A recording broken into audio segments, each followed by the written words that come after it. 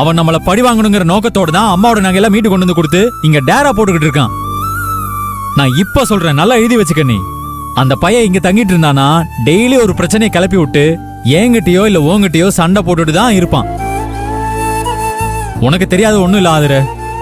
துஷ்டனை கண்டா தூர விலகுன்னு சொல்லுவாங்கல்ல. நீங்க சொல்றது கரெக்ட் தாங்க.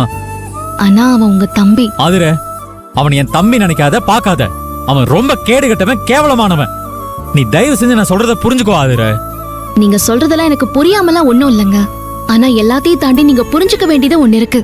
ஒரு குடும்பத்துல ஒருத்தர் சரியில்லாம இருந்தா அவங்க எக்கேடு வேணாலும் கெட்டு போய் ஒழிஞ்சு போட்டும் நம்ம தண்ணி தெளிச்சு விட்ட கூடாதுங்க. நாம தான் கொஞ்சம் பொறுமையா இருந்து விட்டு கொடுத்து போய் அவங்கள சரி பண்ணி நம்ம குடும்பத்துக்குள்ளேயே இருக்க வைக்கணுங்க. அதுக்காக தானே நீ அவனை இங்கே தங்க வைக்கிறேன்னு சொன்னதும் நானும் சரின்னு சொன்னேன். ஆனா அவன் பேசுறதையும் நடந்துக்கிறதையும் பார்த்தா நாம ஒத்துமையா இருக்க கூடாது, இந்த குடும்பம் ஒத்துமையா இருக்க கூடாதுன்னு யாருக்கோ சூட ஏத்தி சத்தியம் பண்ணிட்டு வந்த மாதிரில இருக்கு.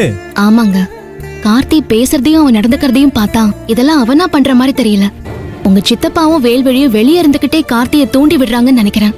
இது பத்தாதுன்னு உங்க தமிழரசி அத்தை இங்க கூடையே இருந்துகிட்டு தூபம் போட்டுட்டு இருக்காங்க.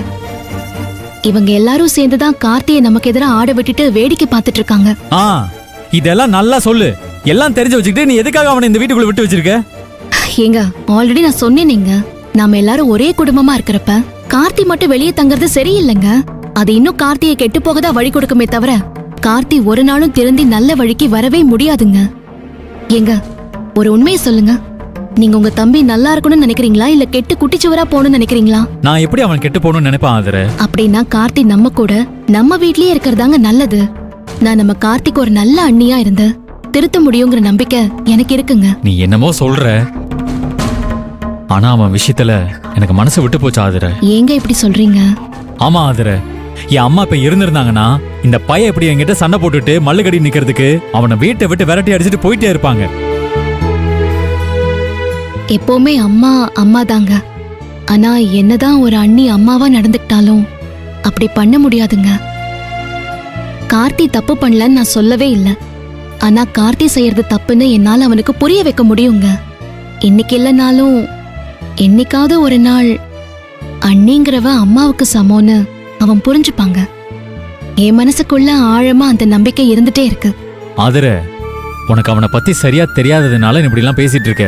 எனக்கு அவனை நல்லா தெரியும். அவன் சின்ன வயசுல இருந்தே இப்படிதான். நான் இவாள நிமித்த முடியும் நீ நினைக்கிற. இதுக்கு பேரு நம்பிக்கை இல்ல, பிடிவாதம்.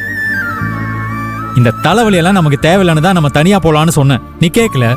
இப்ப அவனை வீட்டுல சேர்க்காதான்னு சொல்றேன், இப்பவும் என் பேச்ச கேட்க மாட்டேங்கிற. ஆதிர, ஒரு விஷயத்த தெளிவா தெரிஞ்சுக்க. நான் அவன் இந்த வீட்டுல சேர்க்க வேணான்னு சொல்றதுக்கு காரணம் அவன் என்ன மதிக்கலங்கிறதுக்காக இல்ல.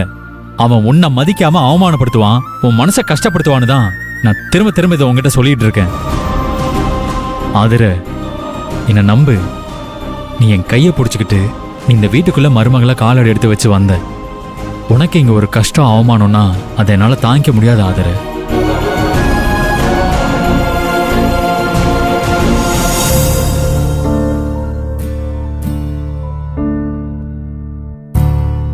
என்ன ஆதிர? இது போதுங்க, இந்த வார்த்தை போதும். உங்க அன்பும் பாசமும் போதுங்க. எனக்காக துடிக்கிற கவலைப்படுற உங்க மனசு எனக்கு நல்லா புரியுதுங்க.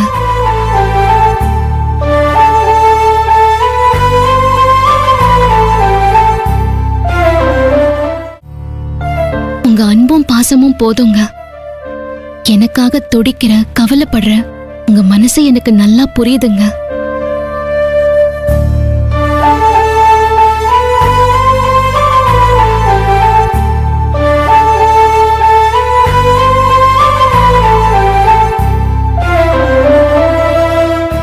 எனக்கு மரியாதை தராம போயிடுவான்னு நினைச்சு நீங்க கவலைப்படுறீங்க. ஆனா அவன் உங்களை எங்க அவனோட அண்ணனா ஏத்துக்காம போயிடுவான்னு நினைச்சு நான் கவலைப்படுறேங்க. அவன் என்ன புரிஞ்சுக்கணும்னு சொன்னீங்கல்ல, ஆனா என்ன விட அவன் உங்களை நல்லா புரிஞ்சுக்கணுங்க. நான் அதுக்கான எல்லா முயற்சியும் பண்ணணும்னு ஆசைப்படுறேன். எனக்காக கொஞ்சம் பொறுமையா இருங்க ப்ளீஸ்.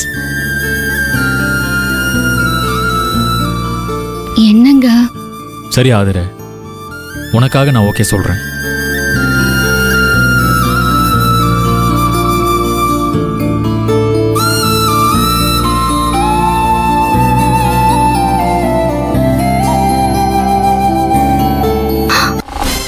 அச்சச்சோ என்ன என்ன ஆதிர? உங்களுக்கு ஆபீஸ் போக டைம் ஆச்சு தானே? ஐயோ ஆமா. வாங்க வாங்க ஆதிர இரு நான் ரெடி ஆயிட்டு வரேன். சரி ஓகே சீக்கிரம் வாங்க.